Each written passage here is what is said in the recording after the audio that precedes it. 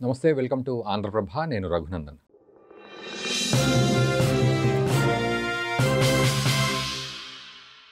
మనతో పాటు దేవీపురం శిల్పి గోపాలాచారి గారు ఉన్నారు.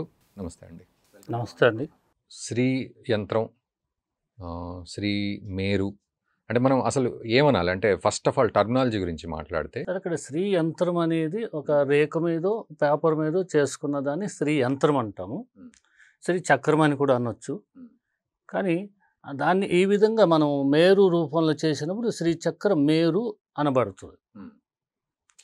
ఇప్పుడు మనకు మేరు శిఖరం అని కూడా ఒక పేరు ఉంది. అంటే హిమాలయ పర్వతాన్ని మేరు పర్వతం అంటారు. ఆ విధంగా శ్రీచక్రాన్ని కూడా ఆ కొలతల ప్రకారం శాస్త్రీయంగా అలా ఏదేది ఎంత ఎత్తు పెడితే దాని ప్రకారం వచ్చేటువంటిది శ్రీచక్రం మేరు. ఈ శ్రీచక్రంలో 3 విధానాలు ఉంటుందండి. ఇందులో శ్రీచక్రంలో 9 ఆవరణలు ఉంటాయండి. ఆవరణలు అంటే ఒక కాంపౌండ్ లాగా 9 ఆవరణలోనూ ఇక్కడ సృష్టి, స్థితి, లయ అనేటువంటి 3 అంగాలు ఉంటాయి. ఇది సృష్టి, ఇది స్థితి, ఇది లయము. అంటే భూపురత్రయము, త్రయం అంటే 3 స్టెప్పులు భూపురత్రయము. ఈ షోడశదళం, అష్టదళం స్థితి, ఇది లయం కోణాలు. ఓకే, ఈ విధంగా ఇది భూపురత్రయము, సృష్టికర్త బ్రహ్మ, దీనికి అధిపతి. ఇది స్థితికారకుడు మహావిష్ణువు. షోడశ దళాలు, అష్టదళాలు ఇందులో ఉంటాయి. ఇది లయకారకుడు శివుడు.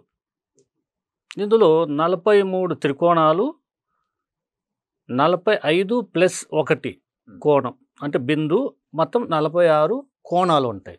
43 త్రికోణాలు, 46 కోణాలు ఉంటాయి. ఈ 43 త్రికోణాలు కూడా శక్తిపీఠాలు. అంటే అమ్మవారి యొక్క మనకు జన్మమిచ్చినటువంటి స్థలం అన్నమాట. ఇక్కడ మన ఎస్పెషలీ అందరూ కూడా ఖడ్గమాల చేస్తూ కుంకుమార్చన చేస్తుంటారు.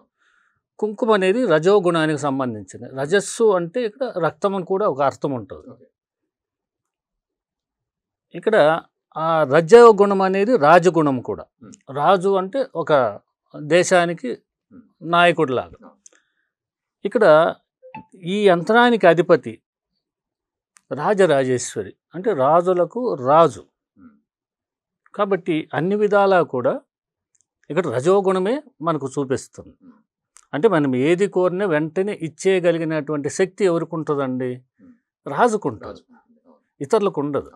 అయితే ఆయన దగ్గర అన్నీ ఉంటుంది, ఏది అడిగినా ఇచ్చేయగల అదే గుణము ఈ శ్రీ యంత్రానికి ఉంటుంది. మనం ఏది కోరినా ఇచ్చేటువంటి శక్తి ఉంటుంది. అంటే అసత్సంకల్పం అనేది మనం నిర్ణయించుకోవాలి. అంటే మోసపూరితంగా మనం సంకల్పం చేసి ఇంకొకరిని మోసం చేయాలి, వాళ్ళని హతమార్చాలి అనేటువంటి విధంగా చేస్తే మాత్రం ఇవ్వదు అమ్మవారు. కాబట్టి సత్సంకల్పంతో మంచి మనసుతో పూజిస్తే అమ్మ మనల్ని అనుగ్రహించి ఏది కావాలన్నా ఇస్తుంది. అష్టైశ్వర్యాలు ఇస్తుంది, విడివిడిగాను ఇస్తుంది, అన్నీ కలిపి ఇస్తుంది. కోరుకునేవాడి సంకల్పాన్ని బట్టి. ఇప్పుడు అన్నీ కలిపితే 100 కేజీలు ఇచ్చింది అనుకోండి, అందులో అన్నీ 8 భాగాలు ఉంటాయి. లేదు నాకు సంపదే కావాలంటే 100 కేజీలు ఇచ్చేస్తాయి. అలాగే అమ్మవారి యొక్క అనుగ్రహం. అంటే ఇక్కడ ఏమంటే ఎస్పెషలీ అమ్మవారిని మనం పట్టుకోవడం కన్నా మన గుణగణాలు నచ్చి అమ్మవారి మనల్ని పట్టుకుంటే అప్పుడు ఎలా ఉంటుందో ఒకసారి ఊహించండి. అద్భుతం, అసలు అద్భుతంగా ఉంటుంది.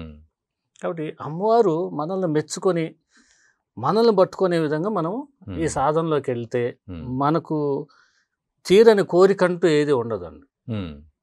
ఏది కోరినా సఫలీకృతం అవుతుంది. శ్రీచక్రంలో 9 ఆవరణలు ఉంటాయి. 1 2 3 4 5 6 7 8 9 అన్నట్టుగా.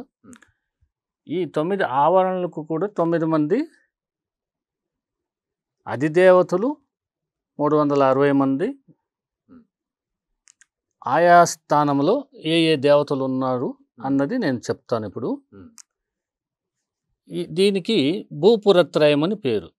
అంటే 3 ప్రాకారాలు భూపురం అంటారు. అంటే ఇది అమ్మవారి పాదాలు అన్నమాట. అంటే 4 వేదాలు అమ్మవారి పాదాలు అని దీనికి అర్థం. ఈ భూపరత్రయానికి సృష్టి అని పేరు. ఈ సృష్టికి బ్రహ్మదేవుడు అధిపతి.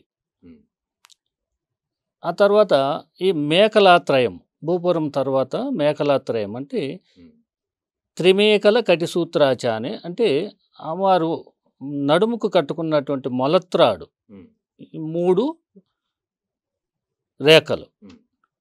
అటుపైన వచ్చిన ఈ భాగానికి స్థితి అని పేరు. ఈ స్థితికారకుడు వచ్చి మహావిష్ణు. ఇక్కడ నుండి ఈ కోణాలు లయకారకుడు వచ్చి శివుడు.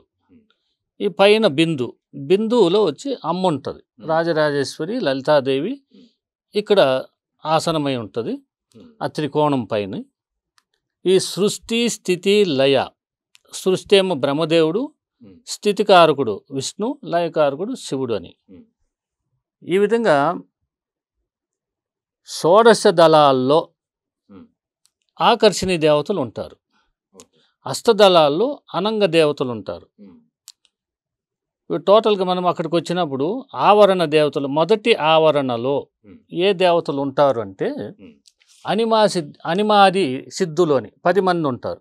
ఇక్కడ ఈ ప్రాకారంలో అనిమాది సిద్ధులు 10 మంది ఉంటారు. అనిమ, లగిమ, మహిమ, ఈసిత్తు, అసిత్తు అని వీళ్ళు 10 మంది సిద్ధులు ఈ ప్రాకారంలో, మొదటి ప్రాకారంలో ఉంటారు.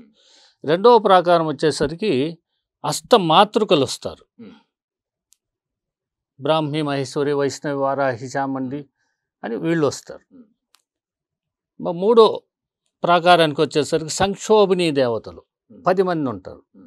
సర్వ సంక్షోభిణి, సర్వ విద్రావిణి అని అటువంటి వీళ్ళు 10 మంది దేవతలు ఈ మూడో ప్రాకారంలో ఉంటారు.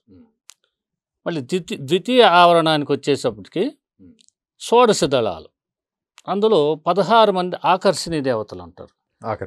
ఆకర్షణీ దేవతలు అంటే కామాకర్షిణి అంటే ఆకర్షించడం. ఇక్కడ కామము అంటే కొంతమంది వేరే విధంగా అనుకోవచ్చు, కానీ కామం అంటే కోరిక, ఏదో కావచ్చు, ఏదైనా కావచ్చు. ఈ ఆకర్షణ అంటే ఆ విగ్రహం చూసినప్పుడు ఆ కోరిక కలగడం, ఆ విధంగా అక్కడ విగ్రహాన్ని చిత్రీకరించడం అయినది. ఇక్కడ కామాకర్షిని, బుద్ధ్యాకర్షిని, అహంకారాకర్షిని, శబ్దాకర్షిని, రూపాకర్షిని, రసాకర్షిని, గంధాకర్షిని, చిత్తాకర్షిని, ధైర్యాకర్షిని, స్మృత్యాకర్షిని, నామాకర్షిని, బీజాకర్షిని, ఆత్మాకర్షిని, అమృతాకర్షిని, శరీరాకర్షిని, వీళ్ళు 16 మంది వస్తారు. ఆకర్షణీ దేవతలు ఈ షోడశ దళాల్లో ఉంటారు. ఆ తర్వాత మనకు తృతీయ ఆవరణానికి వస్తే అష్టదళాలు, ఈ 8 దళాలను అనంగ దేవతలు ఉంటారు. వీళ్ళంతా లక్ష్మి, అష్టలక్ష్మి స్వరూపాలు అన్నమాట. వీళ్ళు అష్టదళాల్లో ఉంటారు.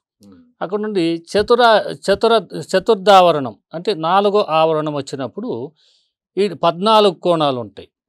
అంటే ఇది చతుర్దశ భువనాలు అన్నమాట. ఇవి ఈ 14 కోణాలు అంటే భూహు, భువహ, సువహ, మహః, జనః, తపః, సత్యం అన్న 7 లోకాలు, అతల, వితల, సుతల, రసాతల, తలాతల, మహాతల, పాతాలని ఇటు 7 లోకాలు కలిపితే ఈ 14 లోకాలు 4వ ఆవరణలో చతుర్థావరణం అంటారు. ఇందులో చతుర్థావరణంలో సంక్షోభిణీ దేవతలు ఉంటారు 14 మంది ఆ కోణాల్లో. సర్వ సంక్షోభిణి, సర్వ విద్రాణి, సర్వాకర్షణి వీళ్ళు 14 మంది వస్తారు.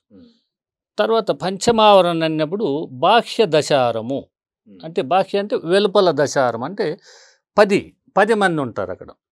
ఆ బాహ్య దశారములో సర్వసిద్ధి, సర్వ సౌభాగ్య దేవీలు 10 మంది ఉంటారు వాళ్ళు.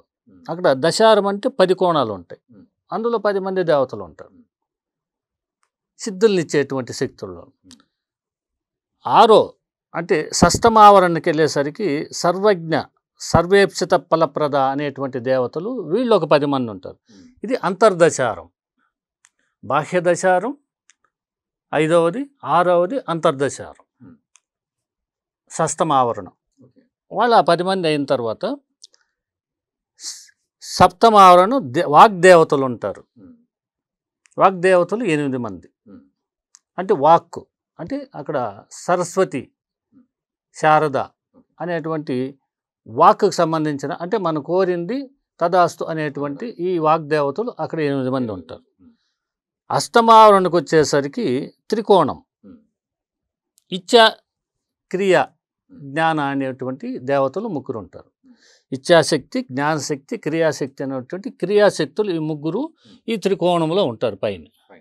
అటు పైన నవావరణ వచ్చేసరికి నవమావరణ అంటే బిందు. శివశక్తి సహస్రాక్షి స్థిరముగా నెలకొని ఉండేటువంటి ఆవరణే 9వది బిందు.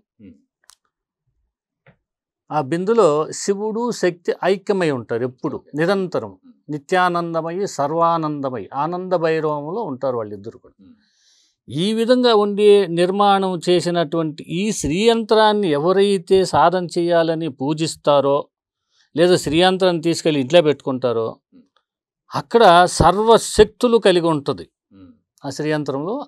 కాబట్టి మనకి ఏ దోషమున్నా ఏ కష్టం వచ్చినా ఈ శ్రీయంత్రం ఎదుర్కొనే అవకాశం ఉంటుంది. ఉత్తనే తీసుకెళ్ళి పెట్టుకున్నా కూడా ఆ శ్రీయంత్రానికి అంత శక్తి ఉంటుంది. ఇప్పుడు మీకు తెలిసి ప్రతి దేవాలయానికి శ్రీయంత్రం స్థాపన చేశారు. అందరూ అంటారు ఆ శ్రీయంత్రం స్థాపన వల్లే ఆ దేవాలయం అంత గొప్పగా ఉంది, ఈరోజు తిరుపతి అంత గొప్పగా ఉంది, గొప్ప గొప్ప దేవాలయాలలో కూడా యంత్ర స్థాపన వల్లే గొప్పగా ఉంది అని చెప్పుకుంటున్నారు.